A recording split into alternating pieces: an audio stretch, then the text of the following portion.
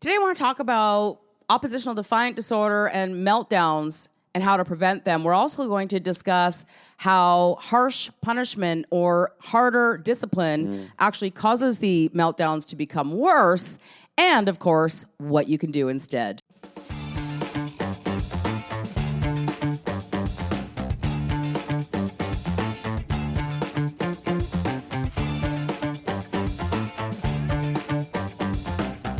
Welcome to the Learn to Speak Kid podcast. We are Bonnie and Thomas Liotta. Yes, and we help parents transform the most defiant and disruptive child behavior without mind-altering medication, years of therapy that goes nowhere, or any type of harsh punishment.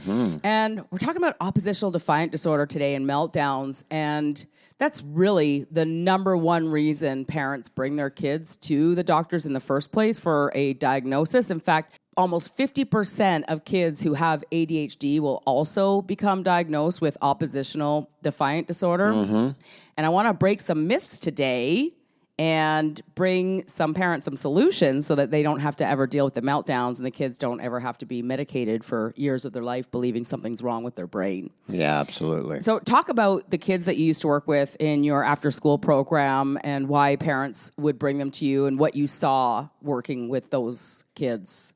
Yeah, absolutely. You know, when it came to an after-school martial art program, a lot of times the parents would go, boy, you got to whip these kids into shape. They need discipline. They need to learn respect. Yeah. And that kind of thought is, I want to say, yes, it's very true. It has its time and place. But who is actually forcing it? And what I mean by this is it's a one-sided part of the equation. The parents wanted their kids to become very compliant.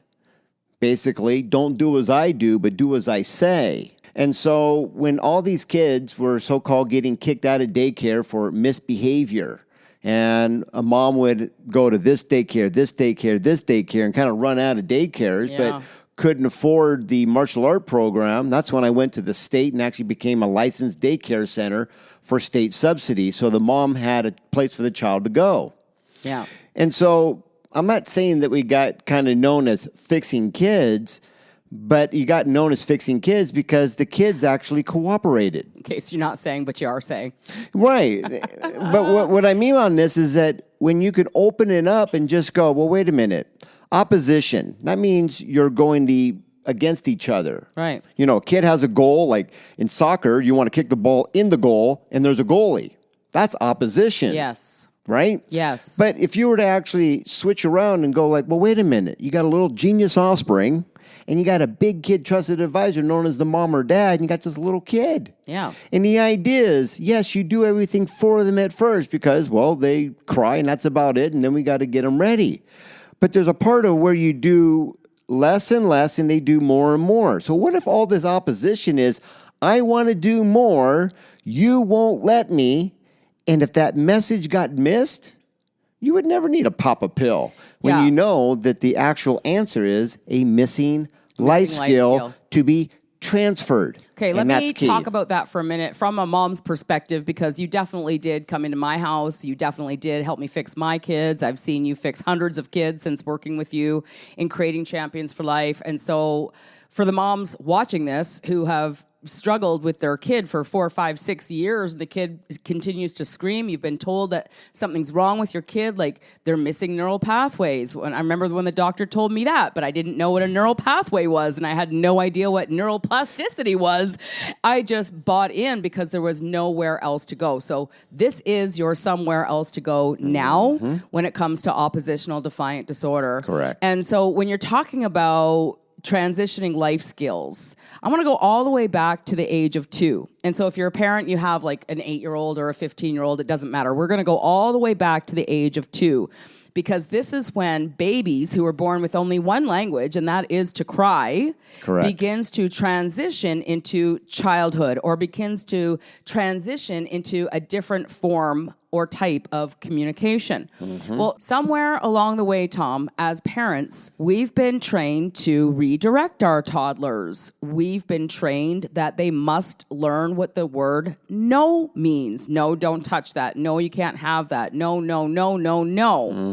And then the toddler, maybe they start using their words one day, and then the next day they go to whine, and we start telling the toddler, no, we don't whine, use your words, as if all of a sudden they've matured overnight and they have an adult mind, an adult language, and they're just going out of their way to piss the parents off with this whining.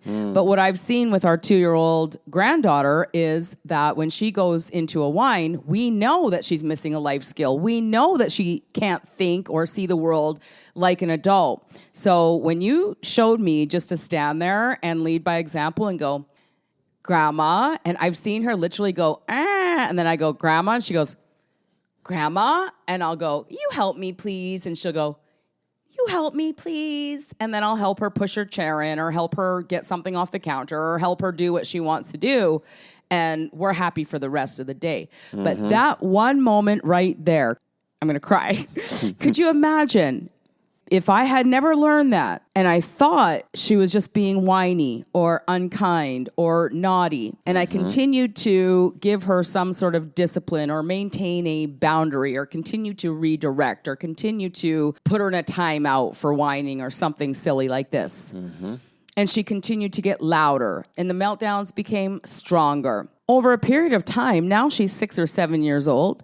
She goes to school. She has a meltdown, like my son did when he threw his desk across the classroom. And the psychologist said he had the most severe case of oppositional defiant disorder she'd ever seen. Because the substitute teacher would not sharpen his pencil. Correct. Yeah, let's add some context there. Now, because his regular teacher would sharpen his pencil and do everything for him and cater to him, which is what we're doing in the world. We're catering to them.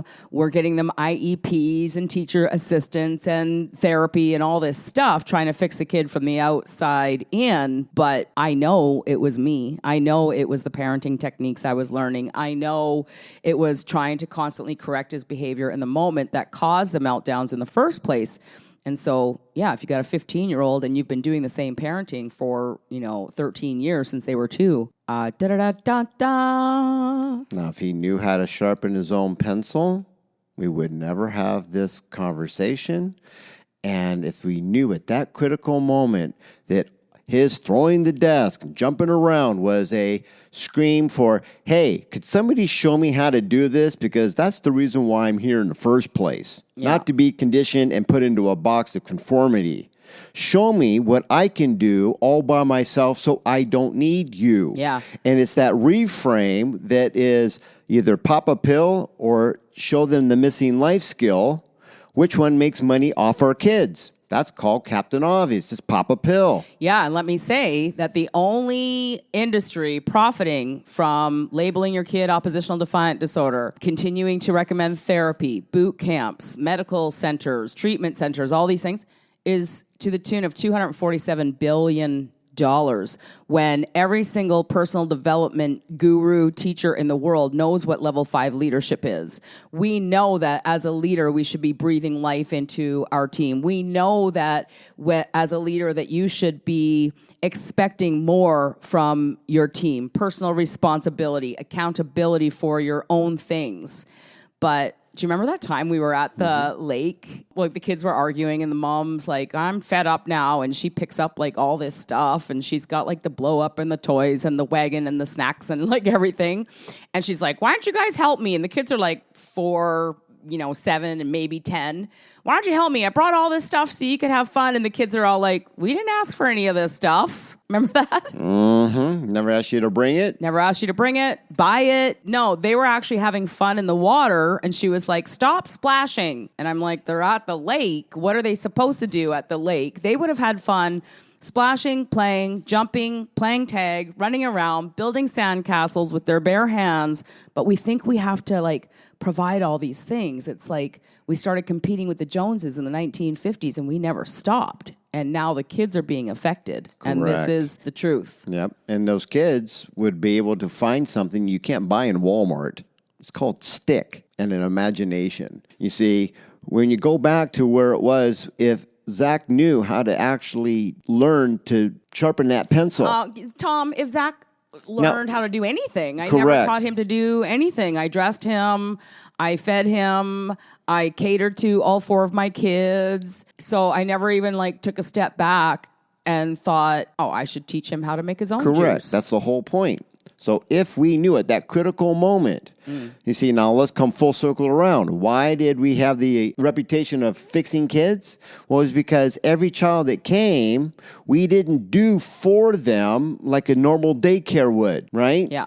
So we would show them where to put their shoes on and off. Yeah. We would show them how to tie their belt off and on.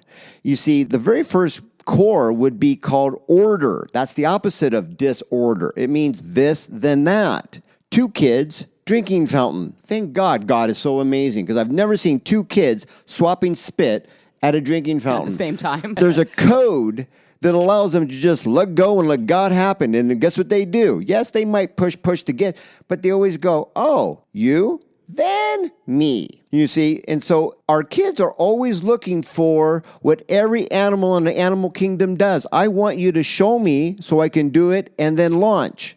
And it's that delaying of what is called Captain Obvious that causes all this disorder. Well, Tom, it's Captain Obvious to you. Correct. But for the last almost 100 years, us parents, if you're watching this, you're a due diligent mom, right? You've read all the books. You've watched the videos. You're going out of your way to be the best mom you can be for your kids.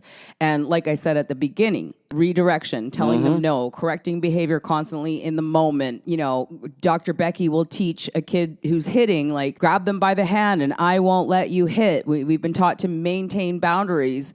But what's missing in parenting today is level 5 leadership. Yep. It is the knowing that this child is missing life skills, missing neural pathways, missing life skills, literally the same thing. And we only, as humans, learn what we know through massive amounts of life experience and repetition.